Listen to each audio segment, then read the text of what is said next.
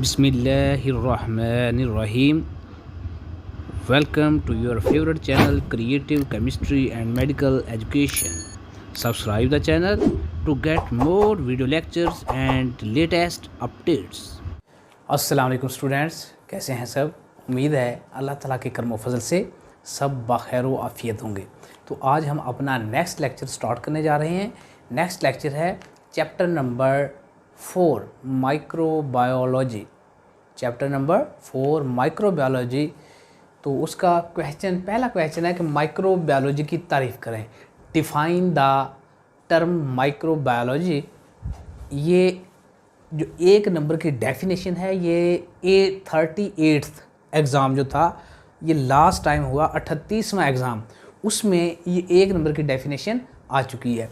तो नीज़ मैंने साथ लिखा हुआ है, नीज़ माइक्रो ऑर्गेनिज़म से क्या मुराद है, इनकी ग्रुप बंदी पर मुख्तसर नोट लिखें। यानी कि classification of micro organism. Micro organism को डिफ़ाइन करना है, एग्जांपल देनी है और फिर उसके क्लासिफिकेशन को बयान करना है। ये मुतअद्दिद दफ़ा साबका पेपर्स में आ चुका है। तो सबसे पहले हम डिफ़ाइन करते हैं माइक्रोबायोलॉजी को, साइंस की वो शाख। साइंस की माइक्रोबायोलॉजी की डेफिनेशन कैसे करेंगे? साइंस की वो शाख जिसमें खुर्दबीनी हयात का मुतालिया किया जाता है, माइक्रोबायोलॉजी कहलाता है। अच्छा, खुर्दबीनी हयात क्या होते हैं? वो चीज़ें, वो छोटे छोटे जानदार जिनको हम इस नेकड आई से, नंगी आँख से या आम आँख से नहीं देख सकते। इतने छोटे जानदार जिनका साइज़ इतना छोटा हो कि उनको हम अपनी आम आँख से, जिसे हम नंगी आँख भी कहते हैं, नेकड आई भी कहते हैं, नंगी आँख से जिसको ना देख सकें, वो होते हैं खुर्दबीनी हयात या माइक्रो ऑर्गेनिज़म। और साइंस की वो शाख जिसमें खुर्दबीनी हयात का यानी माइक्रो ऑर्गेनिज़म का मुतालिया किया जाता है, माइक्रोबायोलॉजी कहलाता है। फिर है इसकी एग्जांपल्स, मसलन बैक्टीरिया की, फंजाई, एलजी, वायरस। ये सारी एग्जांपल्स किसकी हैं? माइक्रो ऑर्गेनिज़म की, खुर्दबीनी हयात की। और खुर्दबीनी हयात के मुतालिया को कहते हैं माइक्रोबायोलॉजी। अब बात करते हैं माइक्रो ऑर्गेनिज़म किसे कहते हैं। जैसा कि नाम से नज़र आ रहा है, माइक्रो का मतलब है बहुत छोटा, ऑर्गेनिज़म जानदार, ऐसे जानदार जिनका साइज़ बहुत ही छोटा हो और जिनको हम आम आँख से ना देख सकें। और फिर आम आँख से जब हम नहीं देख सकेंगे तो फिर उस कैसे देखेंगे? तो उनको देखने के लिए माइक्रोस्कोप की ज़रूरत होती है। किसकी ज़रूरत होती है? आम आँख से नहीं देख सकते, देखने के लिए हम ख़ास किस्म की एक माइक्रोस्कोप होगी जिसे हम खुर्दबीन भी कहते हैं। तो हम इसकी डेफिनेशन कुछ इस तरह से करेंगे, ऐसे जानदार जो खुर्दबीन से देखे जा सकते हों, यानी कि माइक्रोस्कोप से देखे जा सकते हों, इनको माइक्रो ऑर्गेनिज़म कहते हैं। इनका साइज़ बहुत ही छोटा होता है, इन्हें आम आँख से नहीं देख सकते, आम आँख से नहीं देख सकते। क्यों? क्योंकि इनका साइज़ बहुत छोटा होता है। फिर इसकी जी दर्जाबंदी, माइक्रो ऑर्गेनिज़म की दर्जाबंदी या क्लासिफिकेशन या ग्रुप बंदी या ग्रुप बंदी, इनको मेन बुनियादी तौर पर 2 ग्रुपों में तकसीम किया जाता है। माइक्रो ऑर्गेनिज्म को मेन तौर पे, बुनियादी तौर पे कितने ग्रुपों में तकसीम किया जाता है? 2 ग्रुप्स में विक्ट्री का निशान है ना, विक्ट्री का निशान याद रखें। तो 2 ग्रुपों में तकसीम किया जाता है। पहली टाइप है सेलुलर माइक्रो ऑर्गेनिज्म और दूसरी है नॉन सेलुलर माइक्रो ऑर्गेनिज्म। तो मैंने यहाँ भी लिखा हुआ है, पहले नंबर पे क्या है जी? Cellular micro organism. और दूसरे नंबर पे कौन सी है जी? Non cellular microorganism. तो सेलुलर के अंदर 2 टाइप्स फिर आ जाती हैं।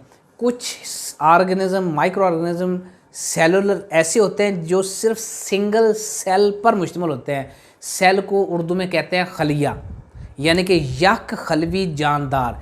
ऐसे जानदार जो एक ही खलिए पर मुश्तमिल हों, यूनी सेलुलर ऑर्गेनिज्म कहलाते हैं। फॉर एग्जांपल बैक्टीरिया और प्रोटोजोआ। और दूसरे नंबर पे है मल्टी सेलुलर ऑर्गेनिज्म, यानी कि जो एक सेल से ज़्यादा सेलों पर मुश्तमिल हों, यक खलवी ना हों बल्कि यक खलवी से ज़्यादा कसीर खलवी जानदार हों, उन्हें कहते हैं multi cellular organism. For example fungi और एलजी। सेलुलर ऑर्गेनिज्म के अलावा नॉन सेलुलर माइक्रो ऑर्गेनिज्म होते हैं, फॉर एग्जांपल जिनके यानी कि जो खलिया पर या सेल पर मुश्तमिल नहीं होते, सिर्फ और सिर्फ उसकी एग्जांपल्स हैं वायरस, प्रायन्स, वायरॉइड्स वगैरह। अब हम इन दो टाइप्स को डिटेल के साथ डिस्कस करेंगे। पहले नंबर पे है सेलुलर माइक्रो ऑर्गेनिज्म, कि ऐसे कौन से माइक्रो ऑर्गेनिज्म हैं जिन जो सेल पर मुश्तमिल होते हैं, या दूसरे लफ्ज़ में कहते हैं खुलिया, तो खुलिया पर मुश्तमिल होते हैं, सेल पर मुश्तमिल होते हैं। और दूसरे हैं नॉन सेलुलर ऑर्गेनिज्म, ऐसे माइक्रो ऑर्गेनिज्म जो एक मुकम्मल सेल पर मुश्तमिल नहीं होते, उसे नॉन सेलुलर माइक्रो ऑर्गेनिज्म कहते हैं। और जो सेल पे मुश्तमिल होते हैं इसे सेलुलर माइक्रो ऑर्गेनिज्म कहते हैं। अच्छा, सेलुलर माइक्रो ऑर्गेनिज्म की फिर आगे मज़ीद कितनी टाइप्स हैं जो आपकी बुक में बयान की हुई हैं? 4। सबसे पहले बैक्टीरिया। अच्छा, बैक्टीरिया इंतहाई छोटे साइज़ के होते हैं, इनको आम आँख से नहीं देखा जा सकता, इनको देखने के लिए माइक्रोस्कोप की ज़रूरत होती है। और इनकी अशकाल यानी कि इनकी शेप्स मुख्तलिफ़ तरह की होती हैं, या बैक्टीरिया मुख्तलिफ़ अशकाल में पाए जाते हैं। ये गोल भी होते हैं, स्प्रिंग नुमा भी होते हैं, और रॉड की तरह भी होते हैं। 3 किस्म के होते हैं। तो हम कहेंगे कि ये गोल, रॉड नुमा और स्प्रिंग नुमा होते हैं। For example vibrio cholera. एक और बात इंतहाई अहम लिखी हुई है, ये तो मैंने बता दिया ना, बैक्टीरिया यक खलवी है, यूनिसेलुलर है। बैक्टीरिया क्या है? यूनिसेलुलर। और बैक्टीरिया यक खलवी होने के अलावा प्रोकैरियोटिक ऑर्गेनिज्म है। ये कौन सी चीज़ है? इसमें से एमसीक्यूज़ तकरीबन बनता है, हर दफ़ा ही बनता है एमसीक्यूज़। प्रोकैरियोटिक और यूकैरियोटिक, इसका फ़र्क आप समझ लें। इसके बाद हम यूकैरियोटिक को भी डिस्कस करेंगे। अच्छा, प्रोकैरियोटिक ऑर्गेनिज्म ऐसे ऑर्गेनिज्म होते हैं जो सेल पर तो मुश्तमिल हों लेकिन सेल के अंदर न्यूक्लियस मौजूद ना हो, उसे कहते हैं प्रोकैरियोटिक। और ऐसे ऑर्गेनिज्म जो सेल पर मुश्तमिल हो और सेल के अंदर न्यूक्लियस भी मौजूद हो, उसने कहते हैं यूकैरियोटिक। प्रोकैरियोटिक में न्यूक्लियस मौजूद नहीं होता। प्रोकैरियोटिक सेल में न्यूक्लियस मौजूद नहीं होता, यूकैरियोटिक सेल में मौजूद होता है न्यूक्लियस। अच्छा, फिर है जी फंजाई। दूसरे नंबर पे फंजाई यक खलवी और कसीर खलवी दोनों किस्म के होते हैं, यक खलवी भी और कसीर खलवी भी। इसलिए हमने फंजाई को यहाँ पे मल्टी सेलुलर में रखा है, यानी कि ये कसीर खलवी भी होते हैं। और फंजाई, दूसरी बात कि ये हमने पढ़ा था प्रोकैरियोटिक, और जब फंजाई की बात करेंगे तो ये यूकैरियोटिक हैं। ये क्या हैं? यूकैरियोटिक ऑर्गेनिज्म है। इसका मतलब ये जो सेल या खलवी या कसीर खलवी पर मुश्तमिल होते हैं, इनके जो सेल होंगे तो सेल के अंदर न्यूक्लियस भी होगा, और इस वजह से हम इसे क्या कहेंगे? Eukaryotic micro organism. ये पौधों से, फिर कहता है कि ये इसकी शक्ल पौधों से मिलती जुलती होती है, लेकिन ये जिस तरह पौधों के अंदर जड़, तना और पत्ते वगैरह होते हैं, इनको जड़, तना और पत्तों में तकसीम नहीं किया जा सकता।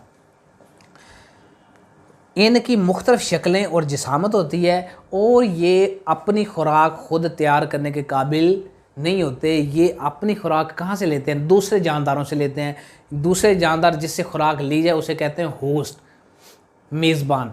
तो ये अपनी खुराक मेज़बान से लेते हैं, होस्ट से हासिल करते हैं। फिर है जी प्रोटोजोआ। ये प्रोटोजोआ क्या चीज़ है? देखें, कहता है कि प्रोटोजोआ बिल्कुल ऐसे ही यक खलवी, जिस तरह बैक्टीरिया यक खलवी है, प्रोटोजोआ भी यक खलवी है। फिर फंजाई जिस तरह यूकैरियोटिक है, प्रोटोजोआ भी यूकैरियोटिक है। ये दो बातें जहन में रख लें, एमसीक्यूज़ और fill in the blanks true false में ये आ सकता है। प्रोटोजोआ यक खलवी है, नंबर 1। नंबर 2, और ये यूकैरियोटिक ऑर्गेनिज्म है, इंसानों और जानवरों में बीमारियां पैदा करते हैं। और फॉर एग्जांपल प्लाज्मोडियम, ये जो प्लाज्मोडियम इंसानों के अंदर मलेरिया की बीमारी पैदा करता है। ये जो मलेरिया बुखार होता है, फीवर होता है, मलेरिया तो बुखार की टाइप्स है ना, टाइफाइड फीवर, मलेरिया फीवर और मुख्तलफ। तो जो मलेरिया बुखार होता है वो किस वजह से होता है? प्लाज्मोडियम की वजह से। और प्लाज्मोडियम किसकी एग्जाम्पल है? प्रोटोजोआ की। देखा ना, ये एक नई चीज़ आपके जहन में आई कि ये जो प्लाज्मोडियम की वजह से मलेरिया होता है, ये किस वजह से? बैक्टीरिया से नहीं हो रहा होता, फंजाई से भी नहीं हो रहा होता। ये जो मलेरिया होता है ये प्रोटोजोआ की वजह से होता है। लास्ट है जी एलजी, यानी कि सेलुलर माइक्रो ऑर्गेनिज्म की लास्ट एग्जांपल है एलजी। एलजी बहुत सादा है, बहुत कदीम, बहुत पुराने दौर में, और याक खलवी भी होती है, कसीर खलवी भी होती है। इसलिए हमने फंजाई को कहाँ पे रखा, मल्टी सेलुलर की कैटेगरी में। याक खलवी भी होगी, कसीर खलवी भी होगी। और कहता है कि तमाम अलजी में क्लोरोफिल मादा मौजूद होता है। ये जो पौधे हैं ना, पौधे हरे रंग के पौधे, उनके अंदर क्लोरोफिल होता है, और हरे रंग के पौधे जिनके अंदर क्लोरोफिल होता है वो अपनी खुराक खुद तैयार करने की सलाहियत रखते हैं सूरज की रोशनी में। अगर सूरज की रोशनी मिलती रहे तो वो खुराक अपनी खुद तैयार करते हैं। तो बिल्कुल ऐसे ही अलजी के अंदर भी क्लोरोफिल मादा होता है, और क्लोरोफिल मादा की खसूसियत है कि ये सनलाइट में, सूरज की रोशनी में अपनी खुराक खुद तैयार कर सकते हैं। और सूरज की रोशनी में, क्लोरोफिल की मौजूदगी में, सूरज की रोशनी में अगर वो अपनी खुराक खुद तैयार कर लें तो इस मुकम्मल प्रोसेस को कहते हैं फोटोसिंथेसिस। क्या कहते हैं? फोटोसिंथेसिस। तो क्योंकि इनके अंदर क्लोरोफिल भी होता है और सूरज की रोशनी में अपनी खुराक तैयार कर सकते हैं, इसलिए हम कहते हैं कि इनके अंदर फोटोसिंथेसिस की सलाहियत होती है। किसकी सलाहियत होती है? फोटोसिंथेसिस की। इनमें, बाकी में नहीं होती। ये आमतौर पर पानी और गीली जगहों पे रहते हैं, यानी कि इसकी रहायश कहाँ पे होती है? जहाँ पे पानी हो, या वो जगह जहाँ वो गीली, पानी की वजह से गीली रहती हो, वेट हो, तो वहाँ पे इनकी रहायश हो सकती है, वहाँ पे ये ग्रो कर सकते हैं। लास्ट पे है नॉन सेलुलर माइक्रो ऑर्गेनिज्म, जिसमें पहले नंबर पे है जी वायरस। यहाँ पे हमने 4 टाइप्स पढ़ी हैं। 1 नंबर बैक्टीरिया, 2 नंबर पे फंजाई, 3 नंबर पे प्रोटोजोआ, 4 नंबर पे एलजी, और यहाँ पर है जी पहले नंबर पे वायरस। सबसे पहली बात कि ये हम किसको डिस्कस कर रहे हैं? Non cellular. ये हम थे याक खलवी, कसीर खलवी, ये सेलुलर ऑर्गेनिज्म थे, और ये कौन से हैं? नॉन सेलुलर, जो सेल पर मुश्तमिल ही नहीं होते। सेल से भी छोटी कोई चीज़ होगी उस पर मुश्तमिल होंगे। ये बहुत ही छोटे नॉन सेलुलर पैरासाइट हैं। पैरासाइट का मतलब है ये दूसरों से अपनी खुराक हासिल करते हैं, और दूसरों जिनसे खुराक हासिल करेंगे उनके अंदर बीमारियां भी पैदा करेंगे। बीमारियां पैदा करने की वजह से इनको कहते हैं पैरासाइट, जो पौधों, जानवरों और बैक्टीरिया में बीमारी पैदा करते हैं। ये पैरासाइट का मतलब ये है, पैरासाइट का मतलब है पौधों, जानवरों और बैक्टीरिया में बीमारी पैदा करते हैं। ये माइक्रोस्कोप में नज़र नहीं आते। पहले हम ये, फिर क्या, ये कौन सी नई बात आ गई भी माइक्रोस्कोप में नज़र नहीं आते? हमने तो डेफिनेशन में पढ़ा था कि माइक्रोबायोलॉजी या माइक्रो ऑर्गेनिज्म वही होते हैं जिनको माइक्रोस्कोप से देखा जा सके, लेकिन यहाँ पे बताया जा रहा है कि ये माइक्रोस्कोप से नज़र नहीं आते। इसका मतलब होता है, होते ये भी छोटे हैं। माइक्रो का मतलब होता है छोटा होना। ये इतने छोटे होते हैं, बैक्टीरिया, फंजाई, प्रोटोजोआ, एलजी से भी बहुत ज़्यादा छोटे होते हैं। इतने छोटे होते हैं कि इनको सादा माइक्रोस्कोप, सिंपल माइक्रोस्कोप से नहीं देखा जा सकता। इनको किस माइक्रोस्कोप से देखेंगे? इनको एक ख़ास किस्म की माइक्रोस्कोप है जिसे हम इलेक्ट्रॉन माइक्रोस्कोप कहते हैं। इसका मतलब है वायरस को सिर्फ और सिर्फ इलेक्ट्रॉन माइक्रोस्कोप की मदद से देखा जा सकता है, सिंपल माइक्रोस्कोप से नहीं देखा जा सकता। अब बात करते हैं प्राइऑन्स की। ये प्रोटीन के मालिक्यूल हैं। जिस तरह ना आप लोगों ने पढ़ा होगा, कार्बोहाइड्रेट्स हैं, प्रोटीन्स हैं, लिपिड्स हैं, न्यूक्लिक एसिड है, डीएनए, आरएनए, मुख्तलिफ चीज़ें पढ़ी होंगी। तो ये प्रोटीन्स होती हैं, मखसूस किस्म की प्रोटीन्स के मालिक्यूल्स होते हैं जिसे हम प्राइऑन्स कहते हैं। क्योंकि ये प्रोटीन के मालिक्यूल हैं और इसकी शक्ल मिलती जुलती है, तो प्रोटीन से लफ्ज़ बनता है प्राइऑन्स। ये आपने याद रखना है, यानी कि प्रोटीन से प्राइऑन्स किससे मिलते जुलते हैं? प्रोटीन के मालिक्यूल्स, जो इंसानों में मुख्तलिफ बीमारियां पैदा करते हैं। यहाँ से MCQs भी एडजस्ट किया जा सकता है। वायराइड्स, थर्ड एग्जाम्पल, वायराइड्स, ये न्यूक्लिक एसिड के ज़रात हैं। पहली बात, ये प्राइऑन्स किसके थे? प्रोटीन के ज़रात थे। और वायराइड्स किसके ज़रात हैं? न्यूक्लिक एसिड के। और इसको वायरॉइड क्यों कहते हैं? क्योंकि ये वायरस से मिलते जुलते हैं, इसलिए वायरॉइड्स कहते हैं। और पौधों और जानवरों में मुख्तलिफ किस्म की बीमारियां पैदा करते हैं। तो ये आपका हो गया मुकम्मल तौर पे नॉन सेलुलर माइक्रो ऑर्गेनिज्म, जिसमें आपने 3 चीज़ें पढ़ी, वायरस और वायरस के बाद प्राइयॉन्स के बाद वायराइड्स। यहाँ पे बड़ा सेलुलर ऑर्गेनिज्म कौन से हैं जी? बैक्टीरिया या खलवी, प्रोटोजोआ या खलवी, 2। और फिर है फंजाई या खलवी भी होता है, कसीर खलवी भी होता है, और यूकैरियोटिक होता है। और जो है एलजी, ये या खलवी भी होता है, कसीर खलवी भी होता है, क्लोरोफिल भी इसके अंदर होता है, फोटोसिंथेसिस की सलाहियत भी होती है। तो ये हो गई आपकी मुकम्मल तौर पे क्लासिफिकेशन। इसको अच्छे तरीके से याद करें, एक दफ़ा इसको लाजमी लिख के देखें और एक अदर इसका स्क्रीनशॉट भी ले लें।